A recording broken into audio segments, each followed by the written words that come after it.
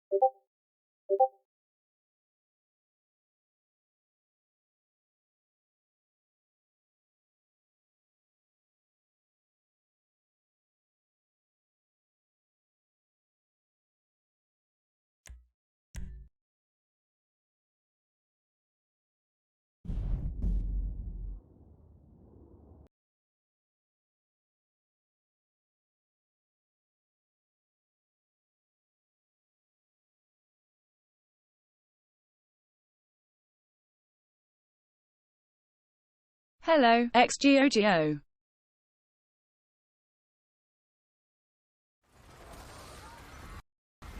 Catastrophic earthquake scenarios have played out on the silver screen for decades, terrifying viewers with quakes that can collapse skyscrapers or topple entire cities. Here's what will happen if the big one hits the West Coast. On July 4th, 2019, Ridgecrest, California was hit with a 6.4 magnitude earthquake and then a 7.1 just 1 day later. But neither of these compare to the long-awaited big one, which scientists predict will eventually rattle the Golden Coast. But when it hits, what will that actually look like? Here's what experts say could happen in the seconds, hours, and days after the big one. While experts can't know exactly when a quake will occur, they have a pretty good idea of where. California is located in a hot zone of fault lines, the most notorious of them, the San Andreas Fault. Here in California, you have dangers from a number of different kinds of earthquakes. The major danger is from the earthquakes on the San Andreas Fault system. On average, the San Andreas Fault ruptures every 150 years, but southern parts of the fault have remained inactive for over 200 years. We haven't had a big earthquake in Southern California really since 1857. In other words, we're overdue for a major shake. According to a 2008 federal report, the most likely scenario is a 7.8 magnitude quake that would rupture a 200-mile stretch along the southernmost part of the fault. It's basically moving the ground several yards over an area of 50 square miles. So the power of magnitude 7.8 earthquake is probably close to the power used in the whole state for a year. Basically something that we as a civilization have trouble creating with short.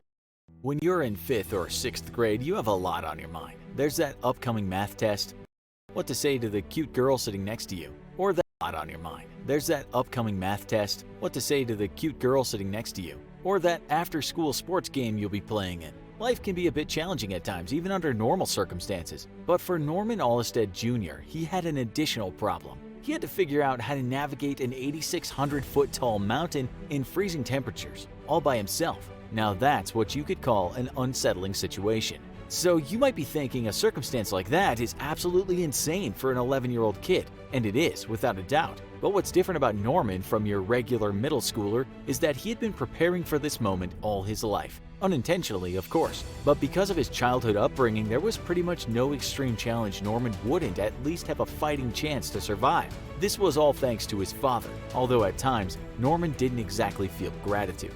His father, the senior Norman Allsted, was what you might call a daredevil. Some would say he lived his life to the fullest, while others might see him as a bit crazy. An actor, athlete, musician, lawyer, and at one point even an FBI agent, there was nothing it seemed he wouldn't or couldn't do if he wanted to. That included some extreme pastimes. He lived in the prime of the California surfing culture, and he embraced it with all he had, as well as things like skiing the sheer slopes of exceptionally tall mountains. And he brought his son into it as well, and from the time he was barely walking. There's a picture of him with Norman Jr. as a 1-year-old toddler strapped to his back as he stands riding a wave in the middle of the Pacific Ocean. That's the kind of environment Norman Jr. grew up in, the kind where one wrong move could be your last one. As he grew from a tot to a young boy in Malibu, California, his father threw him fully into the sports of both skiing and surfing, but not as a typical father would approach them. Instead, Norman Jr. was skiing steep black diamond type slopes as well as riding raging waves along the Mexican coast. He was dubbed a boy wonder because of all he had done under the strong insistence of his father. While it's important to remember parenting wasn't quite the same in the 70s or 80s as it is today, this was still quite unusual even back then. And today, many of the things his father did may have landed him in jail. Things have changed in this area. But while Norman Jr. did admit he'd rather have been out riding his bicycle or snacking on cake from time to time, he also called his many adventures really beautiful, and they made unforgettable memories he would cherish for the rest of his life. More than that, the skills he learned gave him a chance at survival when he was later stuck in the middle of nowhere 50 miles from Los Angeles, on the top of the San Gabriel Mountains thousands of feet above the ground in a blizzard in February. But what was he doing on the mountain to begin with, you might be wondering? It all started at around 8 a.m. on February 19th of 1979. Norman Alstead Jr., his father, and his father's girlfriend were flown via a single-engine Cessna 172 through mountainous territory en route to the mountain town of Big Bear to get a trophy he had won for a skiing competition. Along the way, the weather got unfriendly and suddenly everything turned gray. Clouds appeared all around the windows of the plane, pressing in on them. They could see nothing except an occasional object pop out here and there, and then again vanishing. Too late, they realized what they were, the limbs of trees. Soon the plane struck one and crashed along the mountainside, instantly killing the pilot and Norman Jr.'s father, and seriously wounding his father's girlfriend. Norman Jr. remembers 3 thuds as he made contact with the solid mountain. The third knocked him out. He doesn't know exactly how long he was passed out, but he awoke in excruciatingly cold temperatures. To make matters worse, his hand was broken. He found his dad and tried to get him to wake up, but he was unresponsive. Afraid of freezing to death, he and Sandra Cressman, his father's 30-year-old girlfriend, sat together under the wing of the plane in a desperate attempt to get warm. They waited and waited for hours until after 7 had passed, they became worried that they could die before they were found. So they did the only thing left to do. They attempted to navigate down the mountain. Snow and ice were so deep that they reached Norman's waist, so he grabbed a stick and slid down on his bottom, thrusting the stick in the snow when he began to move too fast for comfort. With a long distance between him and safety, it was painfully slow going. Unfortunately, Sandra was not as adept at icy travel. She also had a deep cut on her forehead and a dislocated arm, which definitely didn't help her situation. Despite Norma's attempts to help her down the mountain, she ended up falling in a particularly icy area. She never got back up again. As Norman described her, though she could open her eyes, she seemed to be so badly hurt that she can no longer talk. Her body was discovered later by a rescue team prone on the mountainside, 100 yards from the scene of the crash. Norman kept going. As he moved on, he heard a helicopter above him. He stood up and waved at it and thought they had seen him, but he was wrong. They flew on and left him alone, still stuck on the mountain. However, he pushed on. As his father had taught him throughout his youth, when the going gets tough, you just keep on going. So that's what he did. Giving up was never an option. He said he felt instinct take over and became an animal, similar to a wolf, an animal fully at home in the treacherous wilderness. Norman traveled 2 miles from the plane to safety on the ground by alternating stopping and sliding. He used the skills he had perfected through his extensive surfing and skiing experience to know the right angle to turn and how to best glide. He had complete control of his body and could pull off the moves necessary to get through particularly dangerous areas. He almost felt at home, as he put it. A 45-degree pitch and blizzard with slippery ice was nothing unlike what he had done for the last 8 years of his life. He was much more than prepared, even when it came to scaling a vertical gulch of stone using only his fingers. Still, it took him 9 hours to make it down. He then walked along a creek to a ranch house. A rescue party arrived on the mountain only after the clouds shrouding it had lifted. There, they saw the plane wreck and the 3 lifeless bodies resting on it. Norman Jr. was the only one who survived, and though he had a broken hand and a swollen face due to many cuts he sustained during the journey, he claimed to only be a little sore. In a wheelchair the day after the ordeal, he explained what had happened while his mother sat next to him. His parents were divorced by that time, and Norman had questionable thoughts about the boyfriend she dated afterward. But he was beyond happy to be back with his remaining family. Later, Norman wrote a book about his experiences. Many would say it was mostly a book about his father and their at times strained and at other times magical relationship. As Norman put it, both were inextricably linked. He said that relationship was with him on that mountain, despite the fact that his father was already dead. The book, titled Crazy for the Storm, a memoir of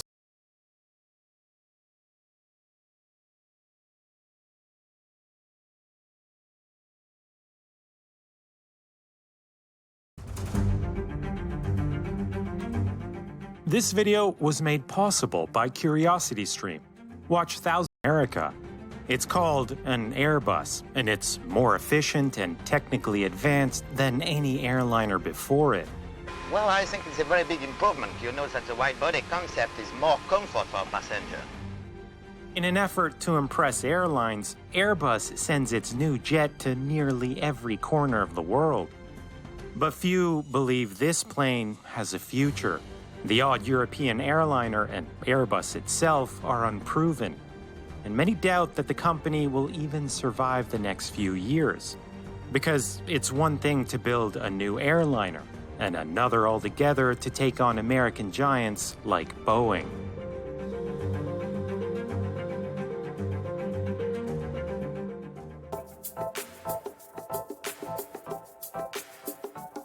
the 1950s, Europe introduced jet travel to the world.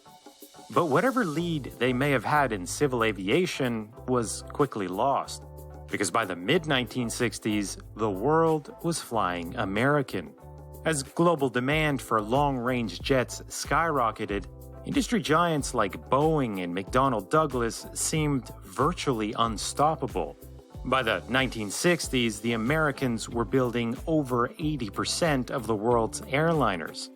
In Europe, once iconic aircraft builders struggled, because none had the scale or resources to compete directly with the Americans, leaving each to more or less build aircraft for their own countries. And that meant Europe's manufacturers simply weren't selling enough planes to stay competitive.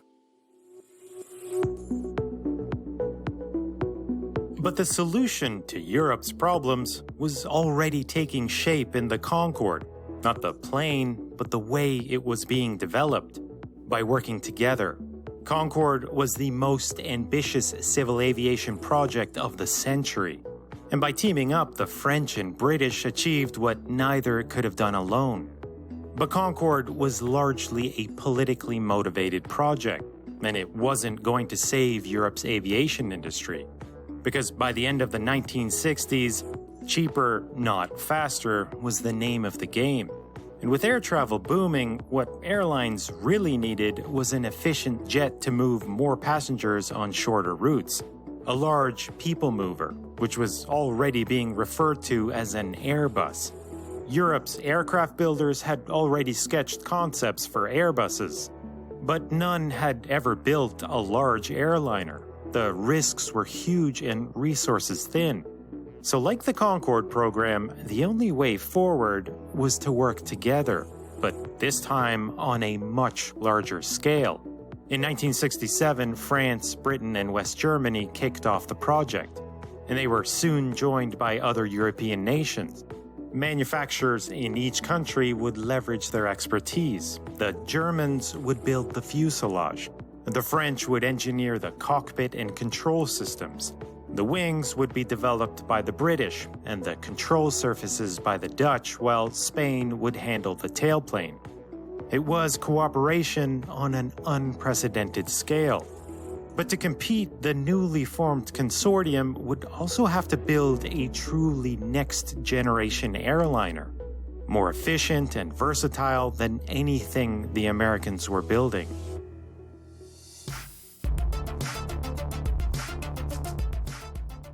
The first ever Airbus would be a plane that airlines couldn't afford to ignore, because the A300 would simultaneously haul more passengers and cargo, thanks to its wide-body configuration and raised cabin floor. A supercritical wing would improve efficiency and allow it to outclimb any other airliner. And the A300 would use composite materials in its construction, the first ever on an airliner, and feature a host of new automation and safety features. But what really set the Airbus apart were the engines. There were just 2 of them, when every other American jet of this size had 3 or 4. It meant that the A300 would be inherently more efficient and easier to maintain. And to get the A300 built, Airbus would pull off an extraordinary feat of logistics. With Europe's manufacturers scattered across the continent, components would have to be shipped by land, sea, and air, often from more than 1,000 kilometers away, arriving just in time for final assembly.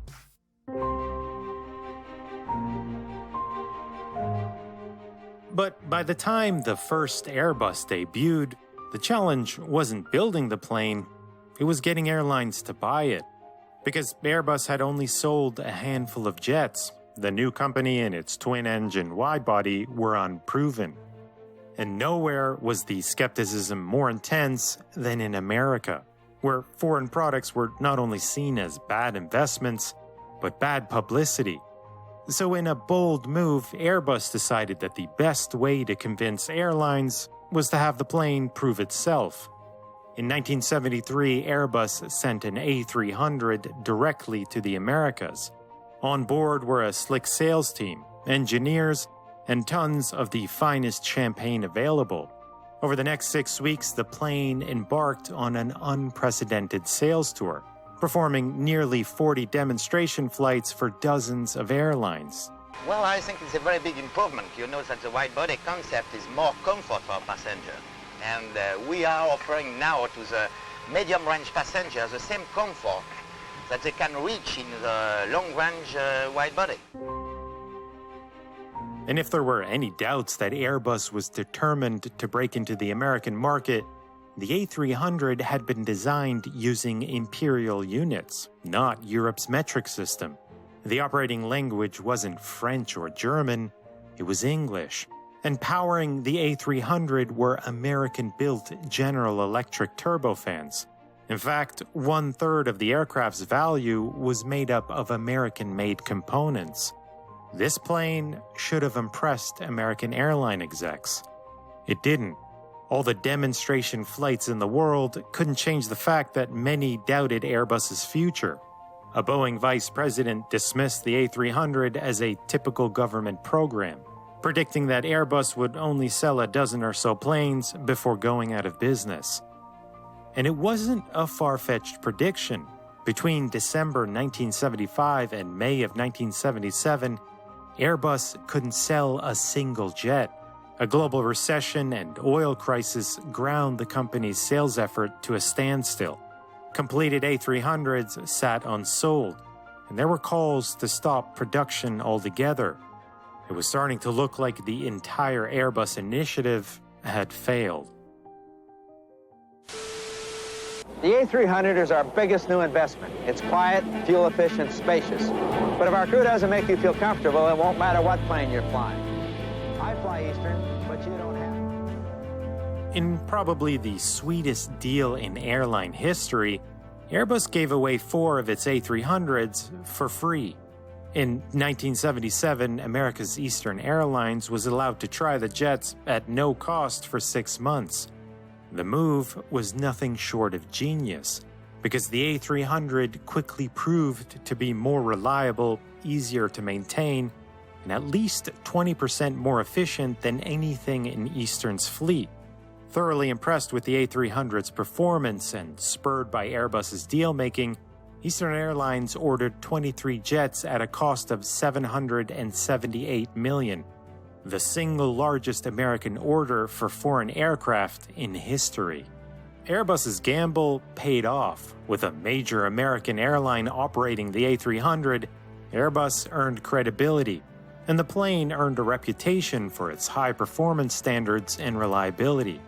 And in 1977, the A300 became the first twin-engine airliner allowed to fly beyond the FAA's decades-old 60-minute ETOPS rule. The extension increased the A300's versatility, opening up a new market for longer-range versions of the jet. And with an improving global economy in the late 1970s, Airbus's efficient jet finally caught on. By the 1980s, hundreds of orders had been placed from around the world.